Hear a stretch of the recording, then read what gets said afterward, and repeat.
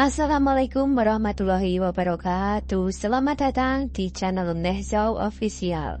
Kali ini saya akan membawakan cerita tentang sebuah warung yang menggunakan pesugihan dan tumbalnya adalah perawan.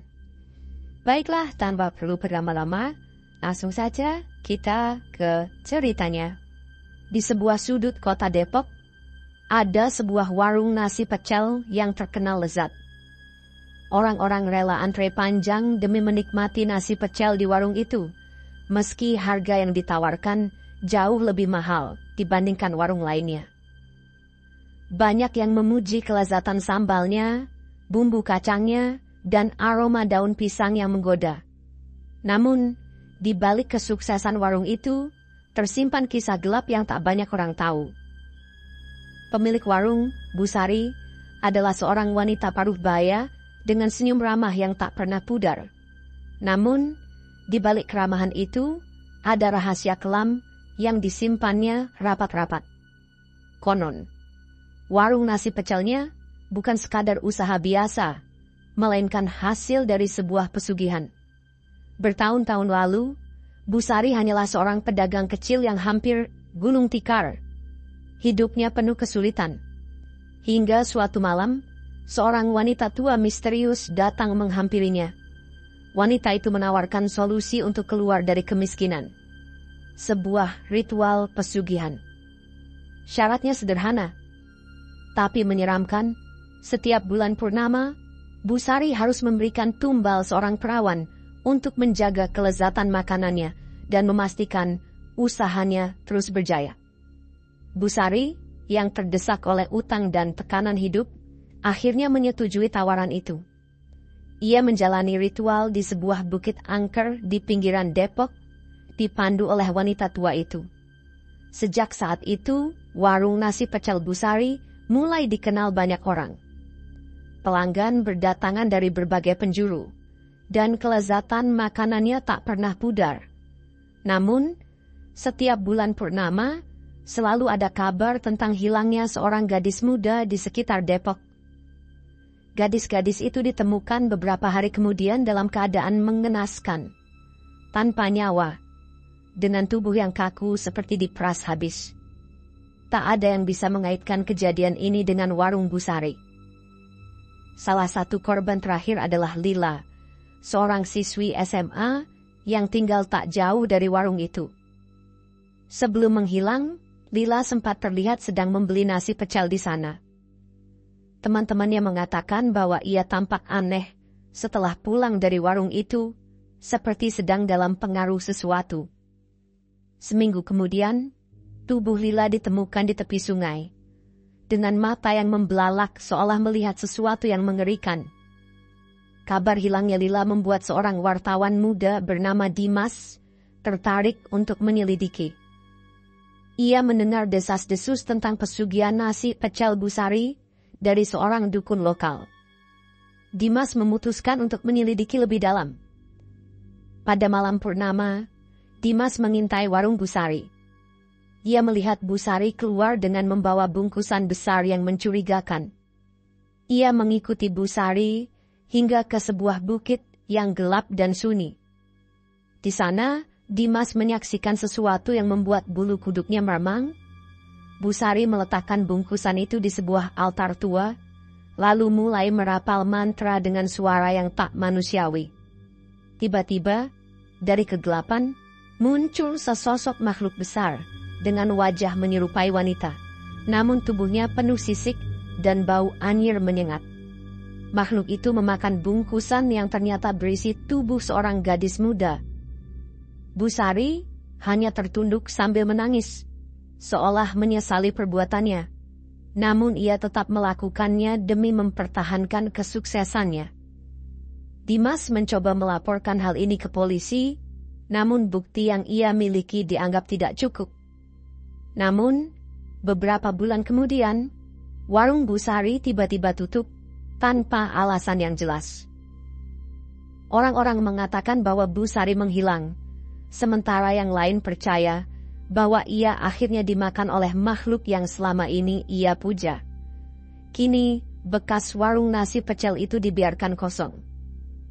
Orang-orang yang lewat mengaku mendengar suara jeritan di malam hari, seperti suara seorang wanita yang meminta tolong. Tidak ada yang berani mendekat, dan cerita tentang nasi pecel, tumbal perawan, menjadi legenda horor yang terus hidup di Depok. Setelah menghilangnya Bu Sari, warung itu menjadi tempat angker. Tak ada yang berani mendekati, bahkan sekadar melewati area itu saat malam tiba. Namun, Dimas, yang masih dihantui oleh rasa penasaran dan rasa bersalah, karena tak bisa menghentikan tragedi itu, memutuskan untuk kembali ke warung tersebut. Ia merasa ada sesuatu yang belum selesai, sesuatu yang harus ia ungkap. Pada suatu malam, dengan membawa senter dan kamera, Dimas masuk ke warung itu. Aroma anyir yang menyengat langsung menyambutnya, meski warung itu sudah lama kosong. Dindingnya penuh coretan aneh yang tak pernah ia lihat sebelumnya, seperti simbol-simbol kuno yang terasa mengancam. Ketika ia menyusuri dapur, Dimas menemukan sebuah pintu kecil di lantai yang tertutup karpet usang. Dengan hati-hati, ia membuka pintu itu dan menemukan tangga yang menuju ke ruang bawah tanah. Di sana ia menemukan altar tua yang penuh darah kering, serta beberapa potongan pakaian yang tampak seperti milik para korban. Namun, yang membuatnya merinding adalah sebuah buku tua dengan halaman yang penuh tulisan dalam bahasa asing. Dimas membuka buku itu dan melihat nama-nama yang tertulis di dalamnya. Nama-nama para gadis yang hilang, termasuk Lila. Malam itu Dedi, seorang ojek online, penasaran. Ia sering mendengar gosip tentang Pak Jamar yang sering keluar rumah saat dini hari. Katanya, ada ritual tertentu yang dilakukan. Dengan tekad kuat, Dedi memutuskan mengintai. Sekitar pukul 2 pagi, Dedi bersembunyi di balik pohon dekat rumah Pak Jamar. Ia melihat sesuatu yang membuat bulu kuduknya meremang. Pak Jamar keluar dengan membawa sebungkus besar daun pisang, diikuti oleh suara seperti desisan ular. Langkahnya menuju sebuah sungai kecil di belakang warung. Di sana ia mulai mengucapkan mantra aneh sambil melempar isi bungkus itu ke air. Beberapa bulan setelah kepergian Pak Jamar, warung Padang Sari Minang kembali dibuka. Kali ini oleh seseorang yang mengaku sebagai keponakannya, Riko. Warga sekitar kaget, karena Riko tak pernah terlihat sebelumnya. Penampilannya pun aneh. Terlalu muda untuk mengelola warung, tapi sikapnya tenang, seperti seseorang yang sudah berpengalaman. Warung itu kembali ramai, bahkan lebih ramai dari sebelumnya. Riko membawa sentuhan baru dengan menu tambahan, namun rasa rendang tetap seperti dulu, terlalu sempurna. Namun, ada sesuatu yang membuat warga merasa tidak nyaman. Setiap malam, lampu di dalam warung terlihat menyala hingga larut, dan kadang terdengar suara orang bercakap-cakap, meskipun pintu sudah terkunci. Salah satu tetangga, Pak Darman, seorang penjaga malam, mulai memperhatikan keanehan ini. Suatu malam, ia memberanikan diri untuk mendekat ke warung itu saat suara-suara aneh terdengar. Ketika ia mengintip melalui celah jendela, bulu kuduknya langsung berdiri. Di dalam, Riko tampak duduk di tengah ruangan, dikelilingi oleh asap dupa. Di depannya, ada sesuatu yang terbungkus kain putih, menyerupai tubuh manusia. Riko berbicara dalam bahasa yang tidak dimengerti, suaranya berat dan serak, seperti bukan suaranya sendiri. Pak Darman tersentak ketika tiba-tiba Riko menoleh ke arah jendela, matanya tajam dan penuh amarah. Seolah tahu ada yang mengintip, ia menggerakkan tangannya, dan jendela itu menutup sendiri dengan keras. Pak Darman lari terbirit-birit tanpa menoleh lagi. Keesokan harinya, Pak Darman menceritakan apa yang ia lihat kepada warga. Beberapa orang yang penasaran mulai mencari tahu lebih jauh tentang Riko. Mereka menemukan fakta mengejutkan. Tidak ada catatan bahwa Riko adalah keponakan Pak Jamar. Bahkan, tidak ada satupun kerabat yang mengenal pria itu. Warga juga mulai mengingat cerita lama. Pak Jamar pernah disebut-sebut sebagai pengikut aliran ilmu hitam dari Sumatera, sebuah kepercayaan yang melibatkan pesugihan dengan penjaga yang harus diwariskan kepada seseorang sebelum kematian. Diduga, Riko adalah orang yang dipilih Pak Jamar untuk melanjutkan perjanjiannya. Suatu malam, warung itu terbakar habis tanpa sebab yang jelas. Api membumbung tinggi, tapi anehnya, tidak ada yang mendengar suara teriakan atau alarm kebakaran. Ketika warga berbondong-bondong ke sana, mereka hanya menemukan Riko berdiri di depan warung yang sudah menjadi arang. Wajahnya datar tanpa emosi. Semua sudah selesai, katanya singkat sebelum berjalan pergi. Menghilang di kegelapan. Warga tidak pernah melihat Riko lagi. Warung itu menjadi lahan kosong. Tetapi warga bersumpah bahwa pada malam-malam tertentu, mereka masih bisa mencium aroma rendang yang sangat kuat. Kadang, terdengar pula suara langkah kaki di atas tanah yang kini ditumbuhi rumput liar. Hingga kini, kisah warung Padang di Depok itu masih menjadi cerita yang dibisikkan dari mulut ke mulut. Bagi sebagian orang, itu hanya legenda. Tapi bagi yang pernah mencicipi rendangnya, mereka tahu ada sesuatu yang lebih dari sekadar masakan enak. Setelah kejadian kebakaran itu, warga sekitar mulai merasa lebih tenang. Namun, ketenangan itu hanya berlangsung beberapa minggu. Pada suatu malam, seorang pedagang nasi goreng bernama Udin, yang biasa mangkal di dekat lahan bekas warung, mencium aroma rendang yang sangat menggugah selera. Awalnya, Udin mengira itu hanya angin membawa aroma dari rumah tetangga. Tapi semakin lama, aroma itu semakin kuat, seolah berasal dari lahan kosong yang sudah lama ditinggalkan. Ia penasaran dan mendekati area itu. Dengan senter di tangan, ia memeriksa sekitar. Namun, langkahnya terhenti ketika ia melihat bayangan seseorang berdiri di tengah lahan. Bayangan itu berbentuk seperti seorang pria mengenakan baju putih panjang, kepala tertunduk. Udin memanggil, "Siapa di sana?" Tapi bayangan itu tidak menjawab. Sebaliknya, aroma rendang menjadi semakin menyengat, bercampur dengan bau anir darah. Tiba-tiba, bayangan itu mengangkat kepalanya, memperlihatkan wajah pucat yang tidak memiliki mata, hanya rongga gelap. Udin menjatuhkan senter dan lari sekencang-kencangnya. Setelah keluar dari rumah sakit, Dimas mencoba kembali ke kehidupannya sebagai wartawan. Namun, ia merasa selalu diawasi. Di malam hari, ia sering mendengar suara langkah kaki di luar rumahnya, suara samar perempuan menangis, dan bayangan hitam yang muncul di sudut matanya. Suatu malam, saat ia sedang menyusun laporan tentang tragedi itu, pintu rumahnya diketuk. Dimas membuka pintu, tapi tidak ada siapa-siapa. Di lantai depan pintu, ia menemukan sebuah kotak kecil. Dengan ragu, ia membawanya masuk dan membuka kotak itu. Di dalamnya, ada sebuah buku tua, yang ia hancurkan di ruang bawah tanah. Namun, kali ini, buku itu tampak utuh, seolah tidak pernah terbakar. Halaman pertama buku itu kosong, tapi perlahan muncul tulisan merah darah, "Dimas, kutukan ini kini milikmu."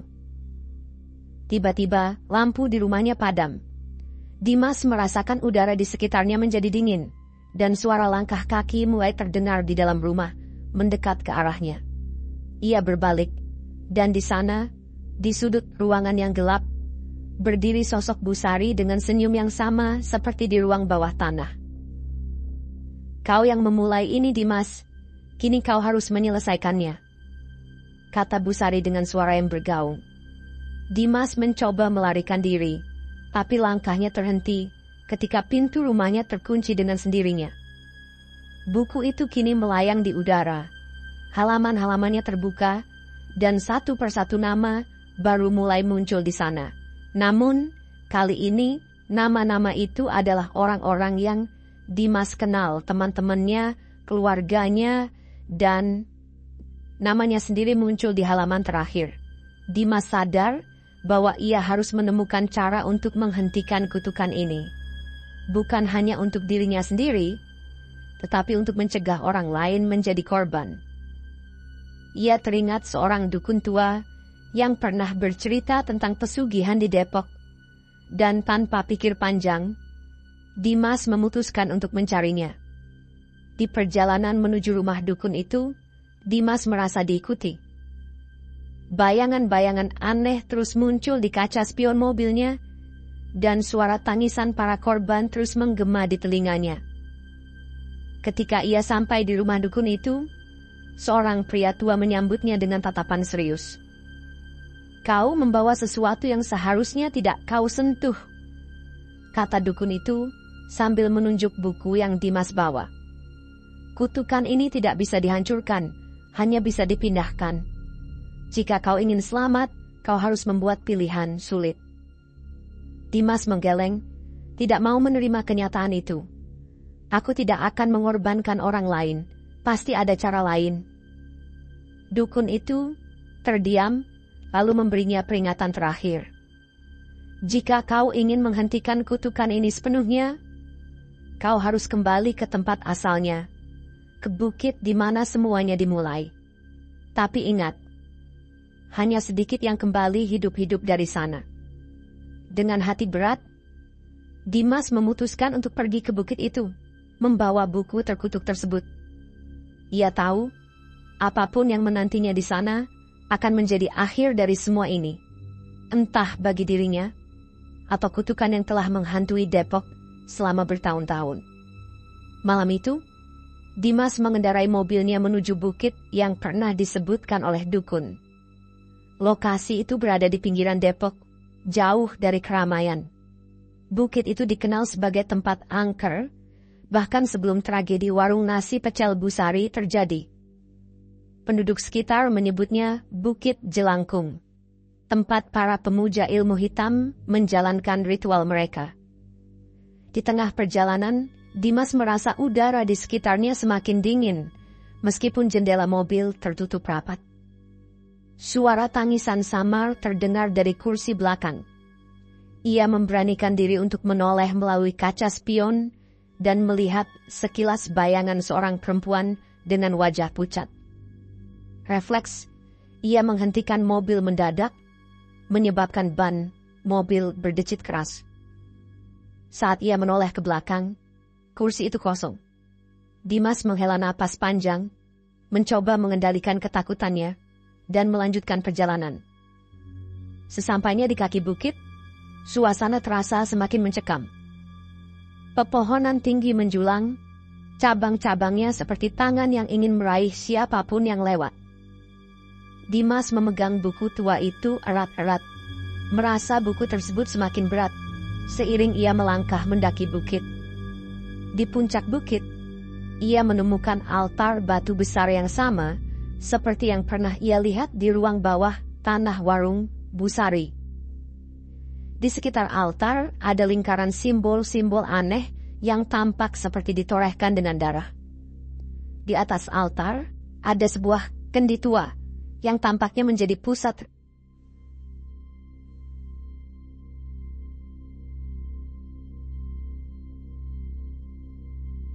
Itu adalah suara para korban, jeritan, tangisan, dan rintihan minta tolong. Sosok-sosok samar mulai bermunculan di sekelilingnya, membentuk lingkaran. "Selamatkan kami. Hancurkan kutukan ini." Suara lila terdengar paling jelas di antara mereka.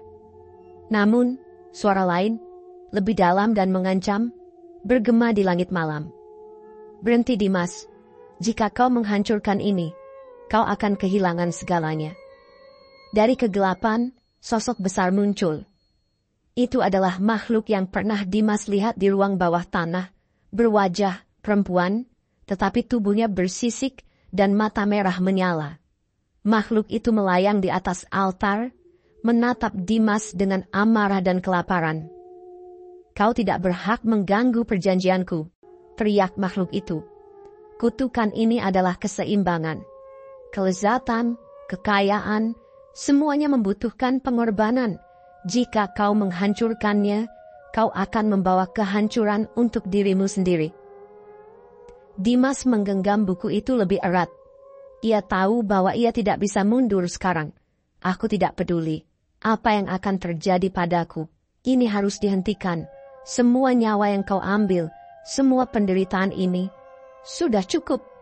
Makhluk itu tertawa nyaring.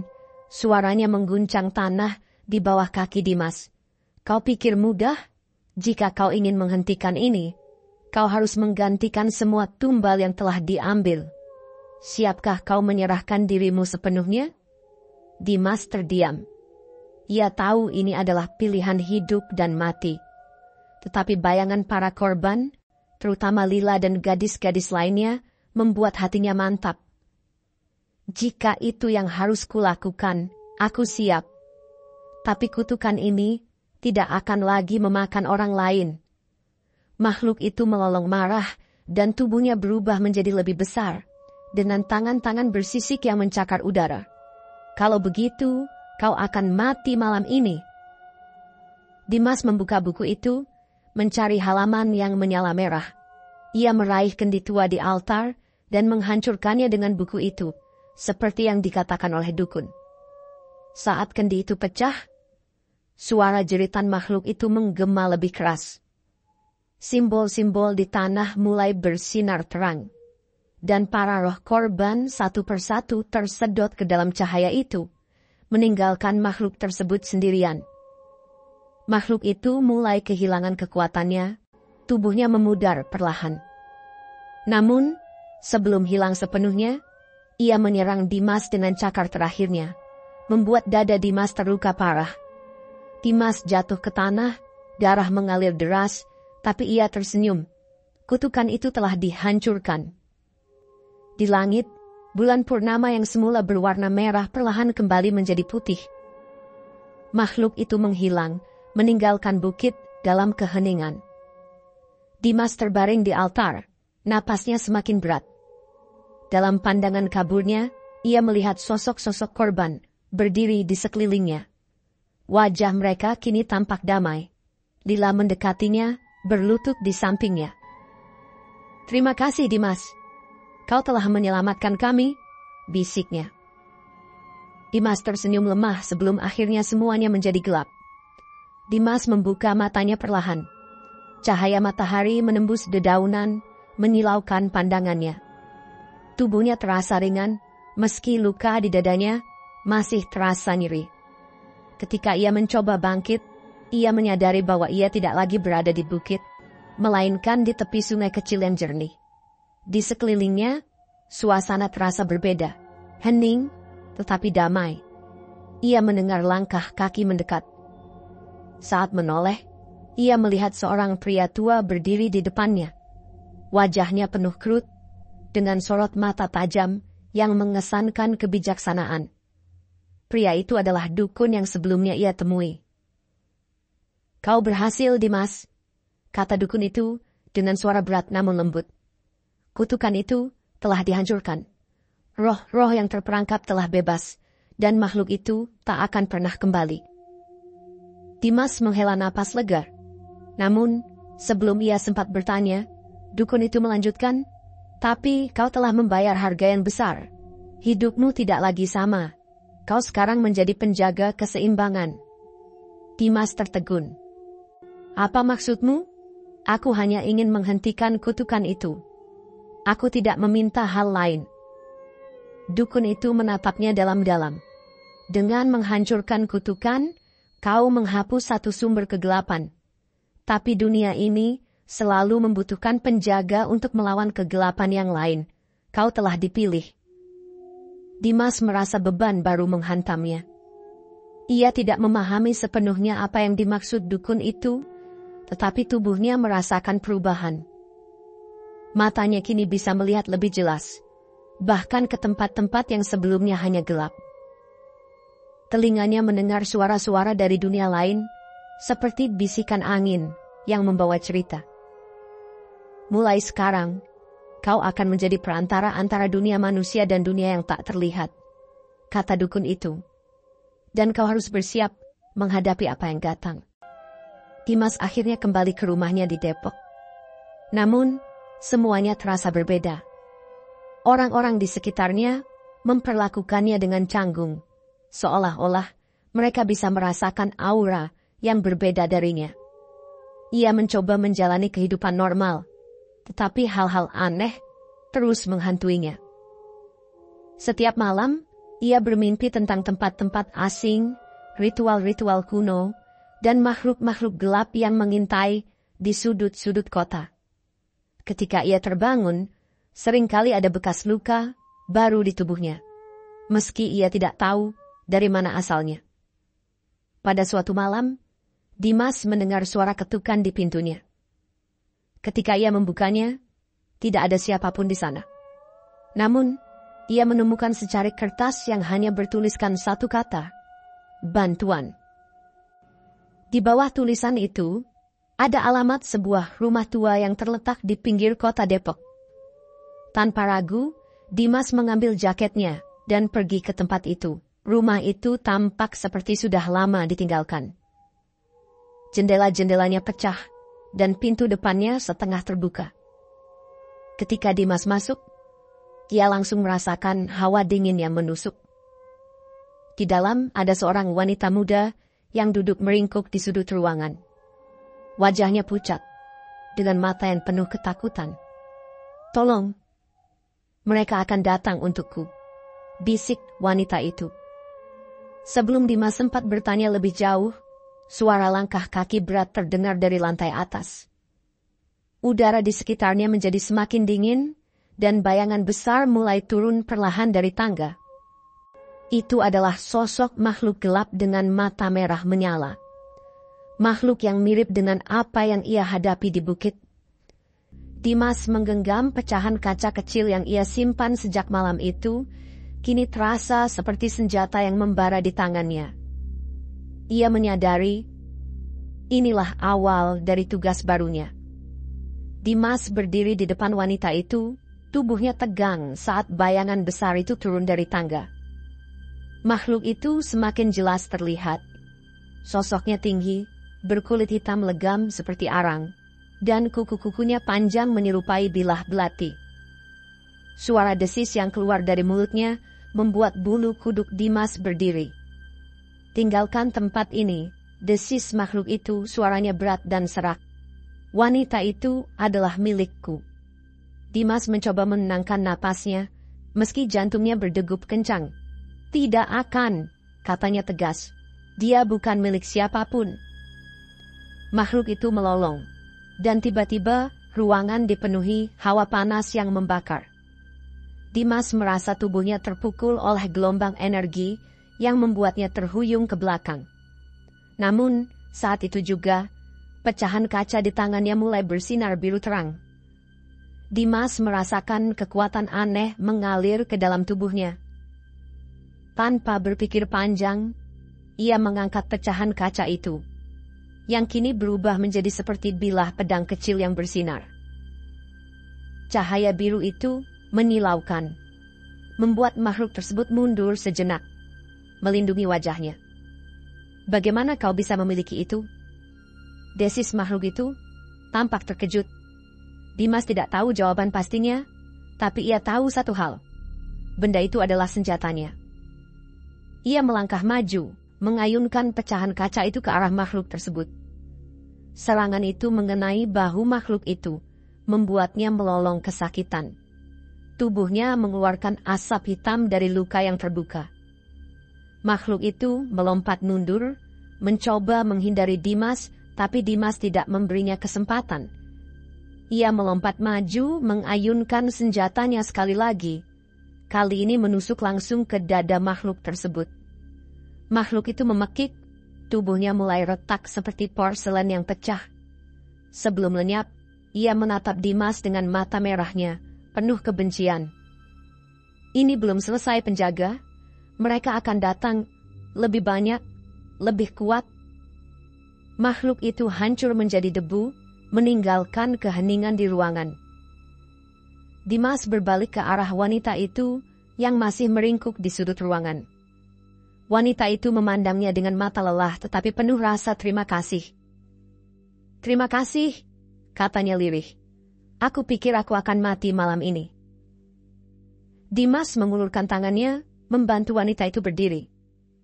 "Siapa kau? Kenapa makhluk itu mengejarmu?" Wanita itu menghela napas dalam, lalu menjawab, "Namaku Maya. Aku adalah keturunan terakhir dari keluarga yang menjaga rahasia kutukan itu." Dimas tertegun. "Keluarga yang menjaga kutukan?" Maya mengangguk. "Keluargaku adalah penjaga kuno, mereka yang bertugas memastikan kutukan itu tetap terkendali. Tapi, beberapa dekade yang lalu, seseorang dari garis keturunan kami mengkhianati tugas itu. Dialah yang memberi kekuatan pesugihan kepada Busari. Itu semua demi kekayaan dan kekuasaan."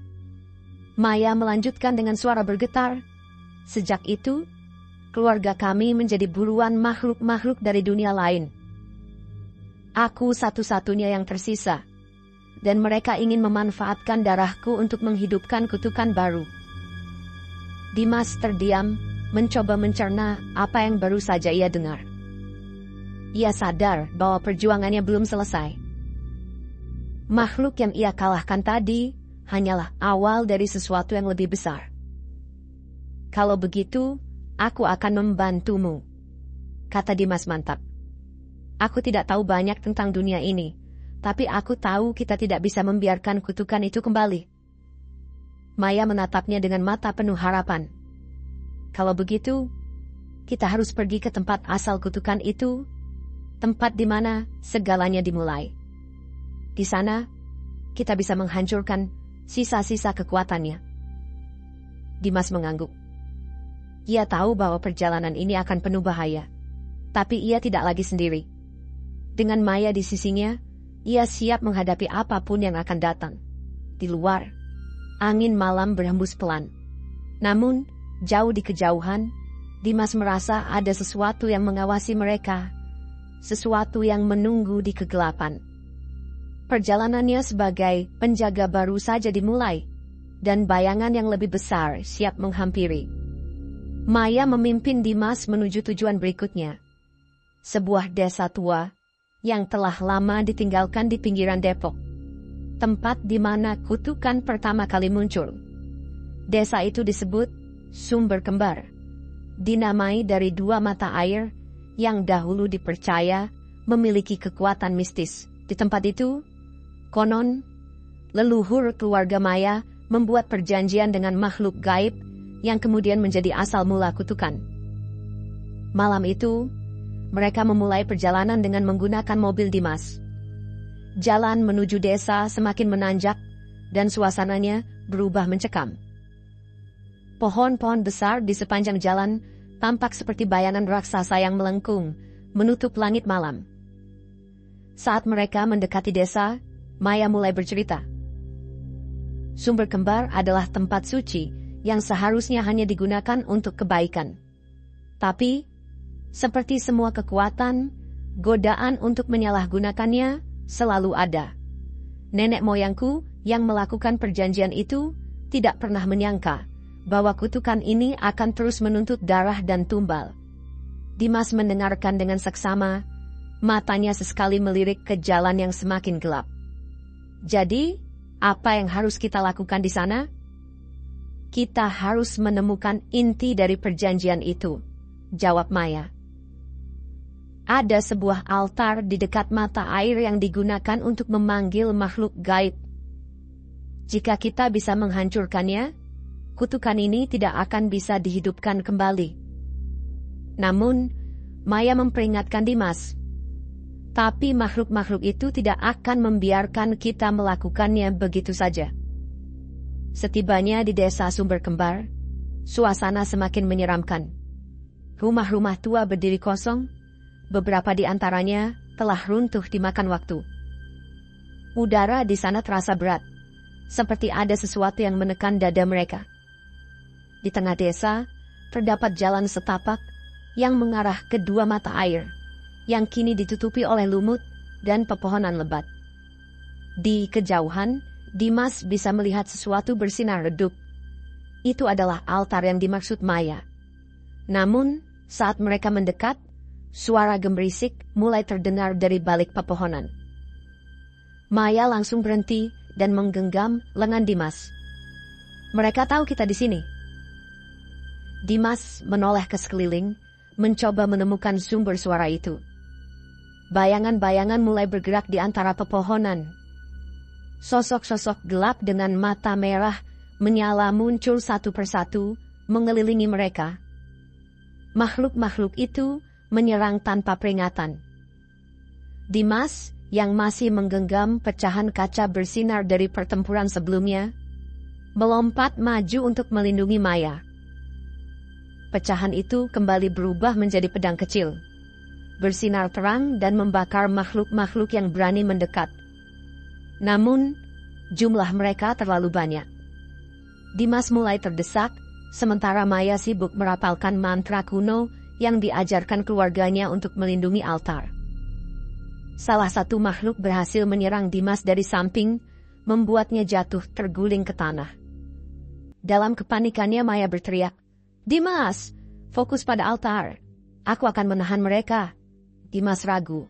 "Tapi, percayalah padaku," potong Maya, matanya penuh keyakinan. Dengan berat hati, Dimas berlari menuju altar.